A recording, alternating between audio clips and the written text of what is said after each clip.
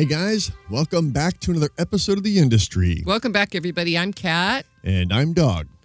And today, kids. Yeah. Oh, Emerson, Lake and Palmer. Yeah, we had a couple requests for... We have had some. And we haven't done any yet, so it's like, ooh, good idea. Good idea. If you can see in behind us over here, though, I can't point. This is all backwards and mirrored and stuff. I play keyboards. I started classical lessons at 6 years old and continued till I graduated high school, almost 12 years. And I used to beg my piano teacher to teach me some progressive rock. Keith Emerson, Rick Wakeman, any of the greats, you know, these guys that were incorporating classical music into their rock and roll. And she would have none of it. Absolutely none of it. She was a purist classical... For that very reason, I was stunted.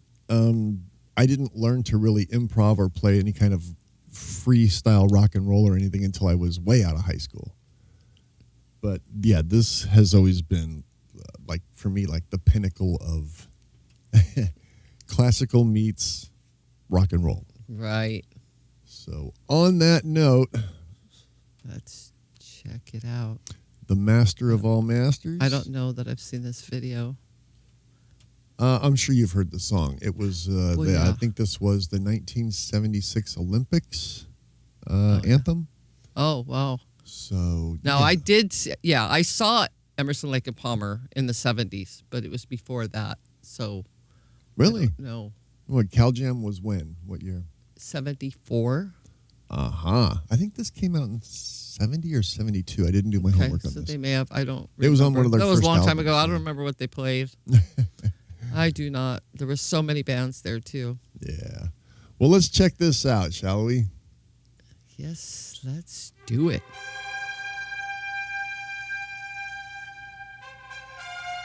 '77. Okay, so maybe it was the 1980 Olympics.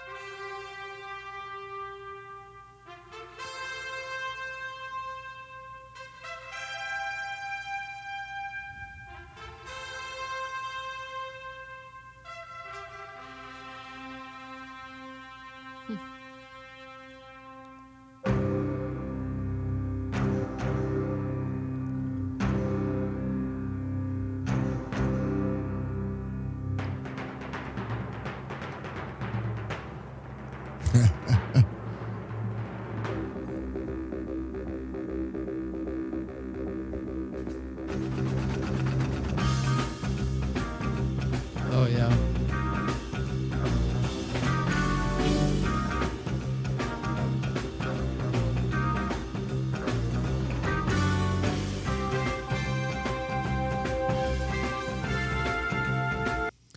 That right there is such an iconic shot. This is a Yamaha CX-1. It was one of the very first Yamaha polyphonic synthesizers. And it's a beast. Looks like it. It's huge. And he right up to the end, he was still using them and playing them. Wow. Yeah, it had very iconic sounds. A lot of people try to capture that Emerson, Lake and Palmer sound. And there's your library right there. Yeah. It's the CX-1. Yeah, very expensive keyboard. Really? Wow. But yeah. Pretty cool.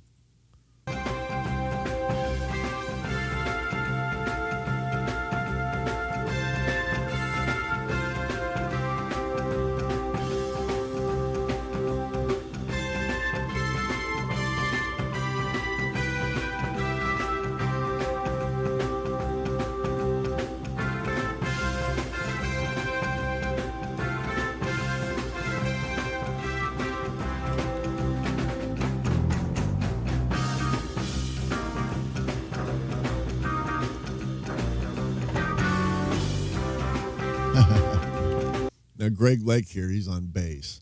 A lot of times he's playing guitar. Basically, he filled in whatever was needed, guitars, bass, whatever.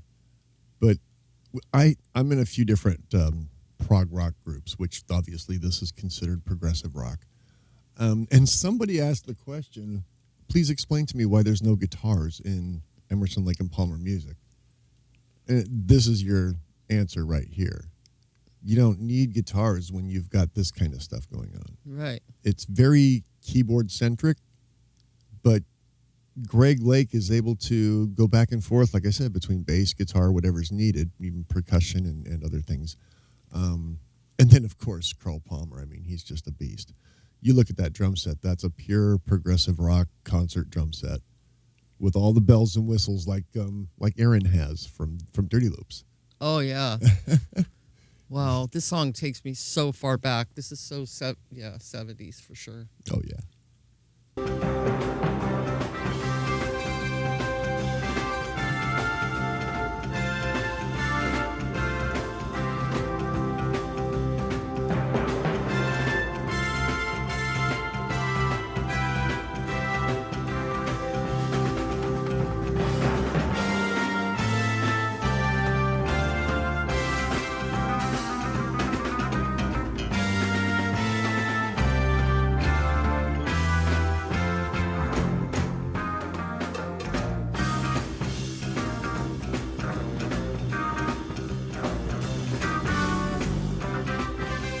It's cold there.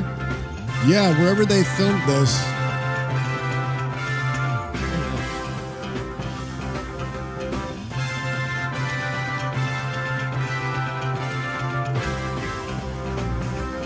Wow.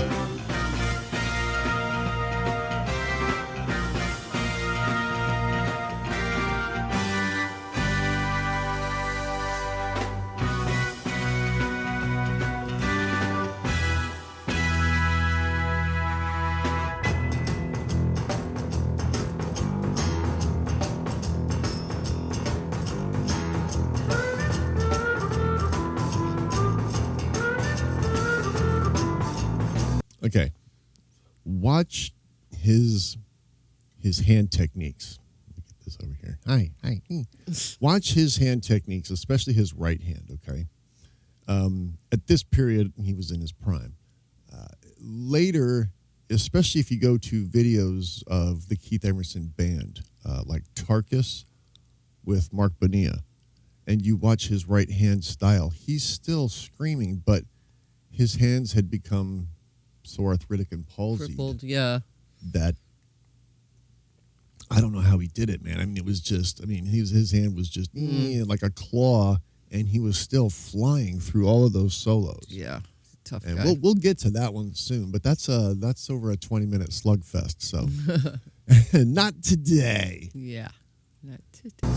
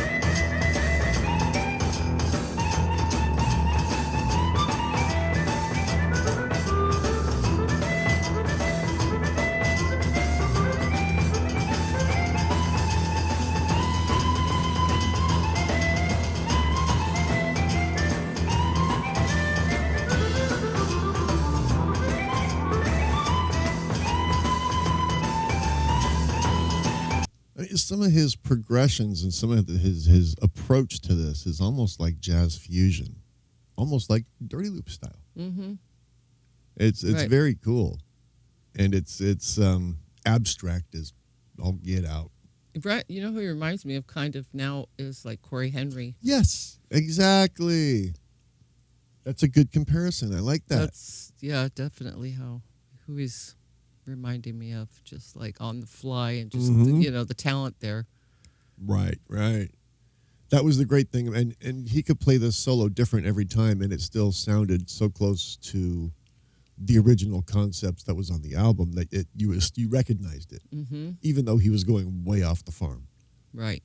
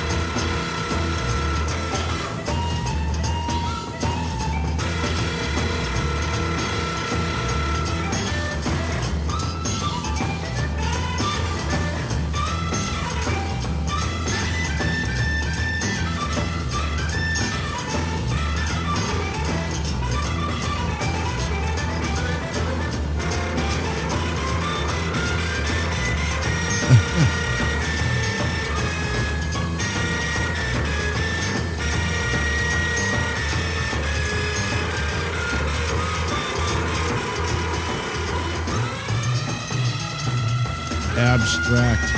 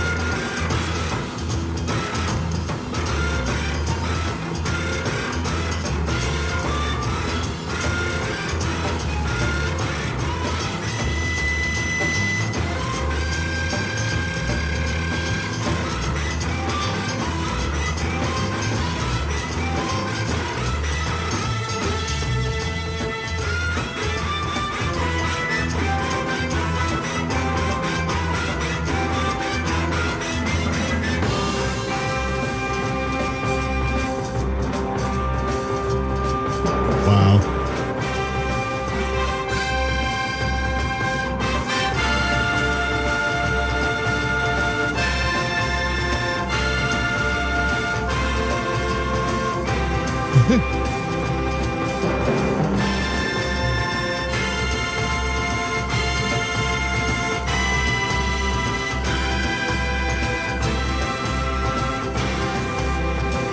Now, right there on his left hand, you could see he was a little bit. I don't know if that's just his style. Maybe that's what it is, and I'm misreading it. But it looked like he had almost that same like 3-finger clawed up left hand going on for the bass line that he's walking with.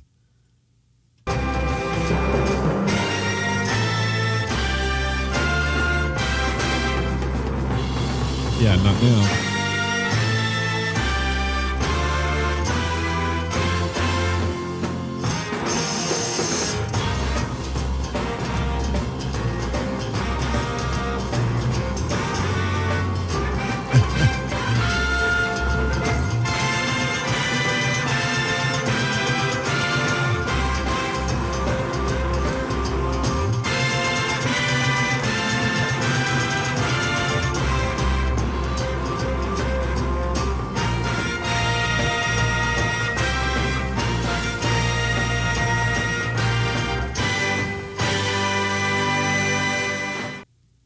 It just ends. Wow.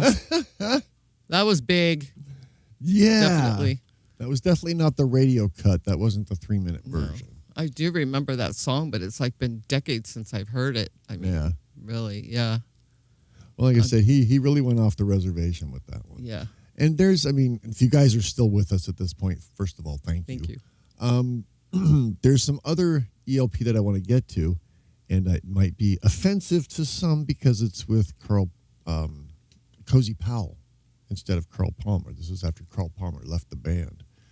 They did something, they did Mars, Bringer of War, which is a classical piece by Holst. And woo! Yeah. Hey. Yeah. I don't know why it That would be touch offensive, and go. but- There was a couple of really good like MTV era songs that came out of that album. But yeah, I mean the productions and especially Mars really brings home the orchestral rock era that I like so much. Mm-hmm. But yeah, so there you go. Yeah, it was pretty good. It's been a while. Yeah. I really got into, I've always been an Emerson, Lake and Palmer fan, but once they kind of went their separate ways and Keith started his own band and he brought in Mark Bonilla for his vocals and guitars. I really took a lot of interest in that because Mark goes back a long way with different bands that I've been really interested in. That guy's pedigree is as long as, well, we'll leave it at that. Yeah. Yeah. I mean, he's played with everybody from Ronnie Montrose and just you name it. Yeah, he's pretty well known. So anyways, I hope you guys enjoyed that. Yeah. Thanks for watching. Please hit like, share, subscribe, all that fun stuff. Yes, please. Absolutely. We appreciate it. Help us get that algorithm up. Yeah. And we'll be back soon with more. Yep. All right, guys. Not sure what, but you never know. Take care, guys. Peace, rock. See ya.